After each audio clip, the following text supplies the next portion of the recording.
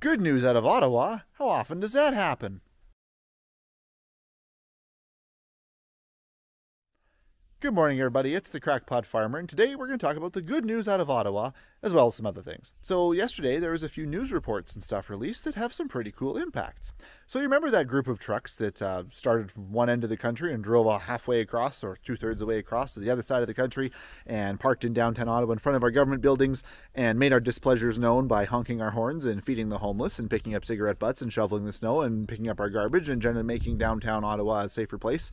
90% crime reduction. Anyways, remember that terrorist group, that terrorist organization that terrorized the city of Ottawa and had to be forcefully removed by, trampling people with horses and smashing windows of vehicles and dragging them away and all that, freezing bank accounts and whatnot, the Emergency Measures Act for a fringe minority. Remember that operation? Anyways, the RCMP have now said, there wasn't any terrorist activity or any terrorist organizations there. Okay. Also, there was no significant foreign funding, not any more than the average Joe would be donating. So, and also remember that arson attempt on a apartment building? I guess that was unrelated as well. So it kind of seems that the $36 million spent on policing this protest was maybe wasted, kind of like we were saying the whole time. Kind of like we've been saying right from the get-go, that it was a peaceful protest. No matter how badly the media had spun it, it was still a peaceful protest. And the more things come out, it's still a peaceful protest. Pretty cool how that works. So anyways, be encouraged that more and more of this truth is going to come out. Because there are now investigations and those kind of things happening, which are great. Those are tools of our democracy, which are finally sort of being used, even though it's at a lethargic pace and not to the extent that we kind of hoped it would be. The truth is coming out, and it is being published because it has to be. So please keep paying attention to that. Keep looking out for the truth. And when you see the truth, please keep spreading it around, because we know that they're still going to be spinning, they're still going to be burying, they're still going to be hiding, still distracting, and still fear-mongering, because that's what they do, and that's kind of their job. That said, keep in mind that the 60-day evaluation of the Emergency Measures Act happens in mid-April, I believe. So you can be quite assured that the war coverage will be turned up to 11, or maybe there'll be a new crisis by then, and they can pump and spin that like crazy. But there will be some kind of distraction will be coming out to make sure that your attention is diverted from that. And I'm sure in the days and weeks leading up to that, there will be all kinds of things to distract from what is going to happen, because they don't want people to know about it or remember that it happened, or to remember how quickly and over nothing our government was able to freeze bank accounts of people who participated in a protest, or how they were able to just invoke the Emergency Measures Act for no good reason so that they could take a bunch of trucks off of Wellington Street in front of the Parliament building because it was bothering them and it was causing their lives and all those things to come out, and they didn't like it.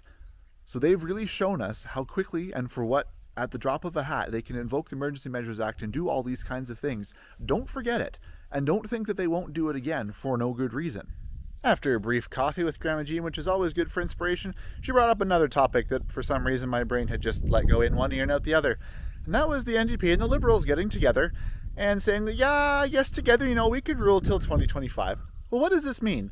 Well, it's kind of ironic and a little bit hypocritical in my opinion, because Mr. Trudeau kept accusing us of attacking democracy and that he's defending democracy, and he goes across the pond over yonder to go defend democracy. And then, while doing that, goes, we're going to do anything we can possibly do to avoid an election, because heaven forbid the people be allowed to speak and voice their opinion in such a way that I might lose some of my control over them. So we're going to get together with some people, make some backroom deals, and we're going to do whatever is necessary to make sure that they don't get that opportunity. Doesn't that sound like going around democracy to you? So this should raise a question, even to the people who may not agree with the freedom movement or anything like that.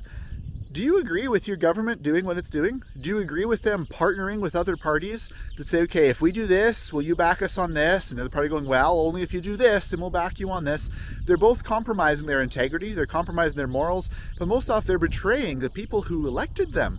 The people who voted for them did not vote for them to conspire with each other and to give and take and compromise and do this in exchange for that. That's not why the people voted for them. They voted for them based on their specific platforms and the things they said they were going to do. They did not say they were going to do any of this. There are things that can be done about this. We need to get all of the corrupted people out, which is pretty much the whole stinking thing, and replace them with people. Who exactly? I'm not sure, because those people aren't very popular. Their names are really quiet. They're kind of hiding in the background because they're not politicians. They're statesmen. They're not in it for their own reputation or for fame or for money. They want to fix their country, their area. They want to represent people, and they want to make things better. And people with morals and people with motivations like that don't get famous. People who are willing to do background deals and under the table things and to do publicity stunts and all that kind of stuff, those are the people who get elected. They're politicians. They know how to play the people, give people what they want, because their goal is to get elected and to have power. The goal isn't to make a difference necessarily, or to better anything, or to make their country a better place or improve things. Their goal is to get elected and to have power and to get all the awesome things and the kickbacks that come with that. That's what they're after. They're not actually after to make things better. So we need to get rid of politicians and get more statesmen in, people who actually care. The problem is finding those people. And those people often do not want positions of power because they don't care about that. They do not care about being famous or being in the limelight. They care about getting things done.